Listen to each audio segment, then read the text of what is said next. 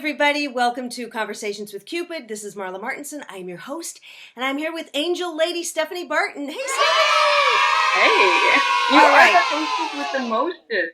What? You are the hostess with the mostest. Oh, thank you. Woo! All right, I'm always excited. Every guest I have, I'm so excited. I keep saying that. So, because I am, you guys, look, Steffany knows all about angels. She knows all about love. She knows how to open up the heart chakras, get the energy flowing. And today we're going to talk about the heart chakra and love, because this is the month of love, February. And we've got do you have any rose quartz there? We want to talk about this. That is a rose quartz. Look at that. Beautiful. A heart, and then that's a polished, tumbled.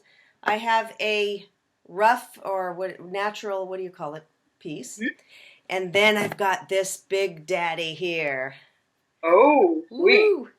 And yeah. I use these when women come in and I do an energy healing. I clear out the energy and I use a lot of rose quartz. So talk to us a little bit about what people can do with rose quartz to open up to love. The nice thing about rose quartz is that it's a stone that helps to promote unconditional love. So it's genuine self-acceptance. So often we believe that, well, I'll love myself when I lose this weight or get this job or meet this indicator. But rose quartz helps us simply love. I love myself because I'm here. I love myself because I'm worth loving. So it truly helps us to access not conditional love, but genuine divine love that comes from unconditional self-acceptance. And that doesn't mean that you walk around and say, oh, I'm so perfect. Mm-hmm. It just means I love what I've got and I'm willing to grow. Mm-hmm. And that's what the rose quartz helps us to touch and to tap into. And how could people use it themselves? Should they be wearing it? Should they be sleeping with it? What do you suggest? Well, I think whatever feels right, but it is nice to have a hunk that you can actually physically hold on to. And I especially encourage if you're holding on to the past, or if you carry a lot of guilt, or if you're riddled with regret, or keep looking over your shoulder and think, oh, I missed this opportunity, or why didn't I, or I'm not worthy because. That is the perfect time to use rose quartz and just to allow yourself to make peace with who you are. And to invite love for all that you are. It's a great stone.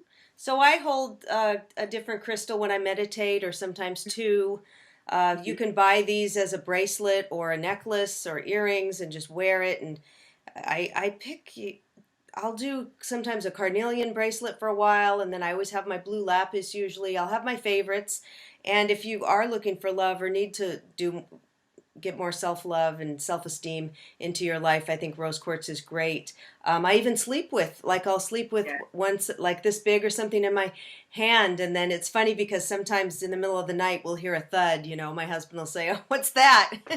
Well, my stones just fell out of the bed, but it's great to even sleep with your stones and attune your vibration with it. It is, and the stones work whether or not you think they're working, or even if you're not real sure if you believe in that, right? It still has a positive effect, even if you don't readily see it as some kind of a magic cure. It's not a cure, it's an invitation. Mm-hmm. It creates an opening. It's the softening.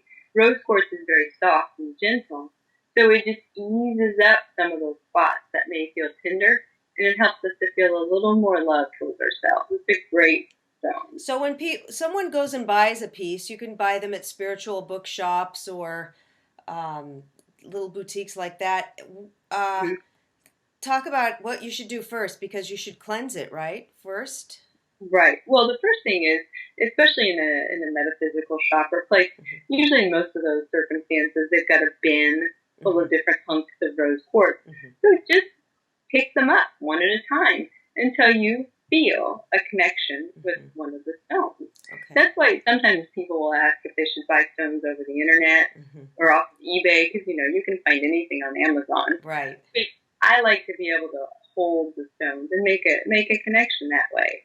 So if you can get your hands on some, that's step one. So now if you felt a connection with a particular stone, it is nice when you get home to clear it with your intention, to to set it out in the moonlight. You can run it under cold water. Anything to break up any kind of energy of other people who may have handled it, and to just attune it to your heart.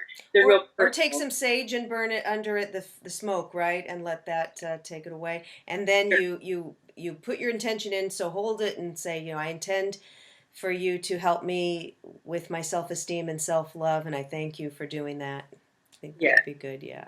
That's simple. Tune it. Thank you so much, Steffany, and go Angels. Go Angels. Yeah, love.